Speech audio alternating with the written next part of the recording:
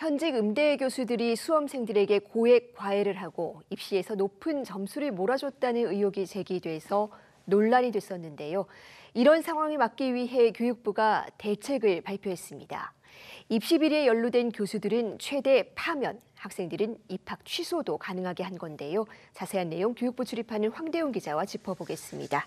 자, 황 기자, 이번 음대 입시 비리 경찰 수사에서 드러난 사실부터 정리해 볼까요? 네, 지난주 서울경찰청 반부패 수사대가 음대 입시 비리로 모두 17명을 검찰에 송치를 했습니다. 학원법 위반, 업무방해, 청탁금지법 위반 등의 혐의입니다.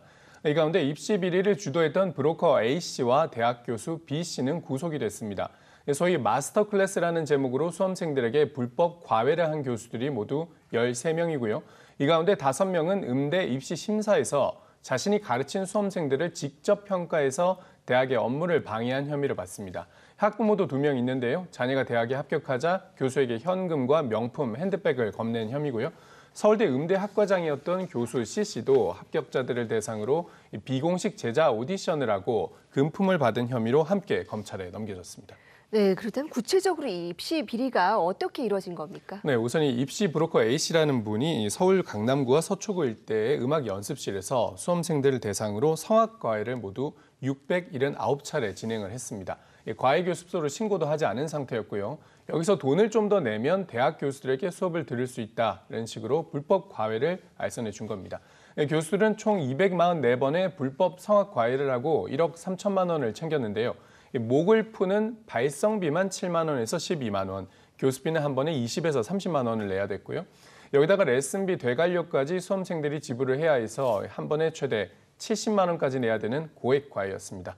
더 나아가서 이 교수들이 입시 비리까지 저질렀는데요. 서울대, 숙명여대, 경희대 같은 이 서울 4개 대학의 심사위원으로 참여하게 됐을 때 청탁을 받고 자신이 가르친 수험생을 찾아내서 높은 점수를 준 겁니다. 이 성악실기 시험은 블라인드로 치러지기는 한데 발성법이나 곡을 선택하는 과정을 보면 전문가들은 자기가 수업했던 학생 정도는 쉽게 찾아낼 수 있다고 합니다. 그렇지만 한국일보 보도에 따르면 이 입시 비리 혐의를 받고 있는 교수들 가운데 대학에서 인사 조치를 받은 경우 아직까지 한 명도 없는 상황이라고 합니다. 이 성악과 교수가 연루된 서울대 같은 경우에는 그 해당 교수가 청탁금지법을 위반한 것이지 입시 비리를 저지른 건 아니기 때문에 서울대와 입시 비리를 엮지 말아라, 이런 보도 자료를 배포하기도 했습니다. 네, 수험생들에게는 상당히 좌절감을 주는 소식인데요. 그렇습니다. 교육부가 오늘 음대 입학처장 회의 열고 대응 방안을 논의했습니다. 어떤 내용입니까? 오석환 교육부 차관이 일단 책임을 통감한다, 이런 말을 했고요. 사실 지금도 고등교육법에 따르면 이 학생과 특수 관계에 있는 사람은 이 입시 심사를 해서는 안 됩니다. 그런데 이걸 어겼을 때 처벌 근거가 약했습니다.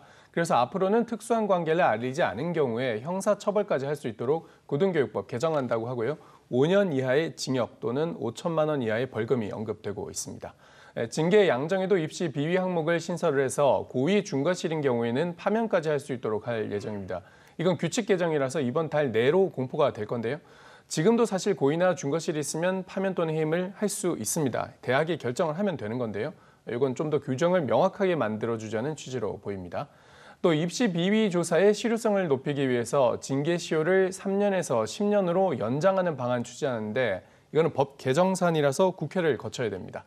입시 비리로 입학한 학생들은 부정 입학에 해당할 텐데요. 입학 취소가 가능한데 이것도 현행 규정상 입학 취소 사유가 학칙에 정해져 있는 대로 이렇게 되어 있습니다. 좀 추상적이기 때문에 평가자와 사전 접촉한 경우 이렇게 좀 구체적인 내용으로 명시를 해서 고등교육법 시행령을 개정할 예정입니다. 대학에도 제재를 강화하기로 했는데요. 지금은 입시 비리 발생하면 1차 때는 모집 정지, 2차 위반이 확인돼야 정원 감축까지 이어지게 되는데 이 규칙을 고쳐서 1차부터 바로 정원을 감축할 수 있도록 하고 여러 정부 지원 사업에서도 혜택을 볼 수 없도록 할 예정입니다. 네, 같은 문제가 반복되지 않도록 제도 개선도 필요할 것 같은데요. 그렇습니다. 지금 사실 그 실기고사 현행 규정을 보면은 3명 이상의 평가를 하고 1명 이상의 외부 평가위원을 둬라, 이렇게 권장을 하고 있는데 이게 권장상에 그치다 보니까 잘 지켜지지 않았습니다. 그래서 실기고사에서 외부 평가위원 비중을 확대하고 공정성을 높이기 위한 제도 운영 방안을 마련하는 것을 대학 입학 전형 기본 사항에 반영하기로 했습니다. 지금도 교원들이 과외를 하는 것은 불법인데요. 이 예체능 사교육 시장에서는 경각심이 떨어져 있는 게 사실입니다. 그래서 지난해 교사들을 대상으로 사교육 겸직 가이드라인이 나온 것처럼 대학 교원을 대상으로 하는 사교육 겸직 가이드라인 다음 달 1일부터 시행하게 됩니다. 사교육 관련성이 있는 업무는 원칙적으로 겸직 허가가 금지되고 사교육 관련성을 철저히 조사하도록 하는 내용이 담길 예정이고요. 이런 레슨이나 입시 비리가 명백한 범죄라고 연수와 예방 교육을 통해서 알리고 입시 비리 신고센터에 익명 제보 기능을 추가를 해서 올해 입시철이 왔을 때 집중 비리 신고 기간을 운영을 해서 제보를 집중적으로 받을 예정입니다. 네, 예체능 계열 학과들은 아무래도 이 도제식 교육으로 이루어지다 보니까 이 사교육 관련 겸직 규정이 상대적으로 느슨하다는 지적이 많았습니다. 이번 지침을 계기로 전반적인 입시 공정성이 강화되기를 바라겠습니다. 황대윤 기자 잘 들었습니다.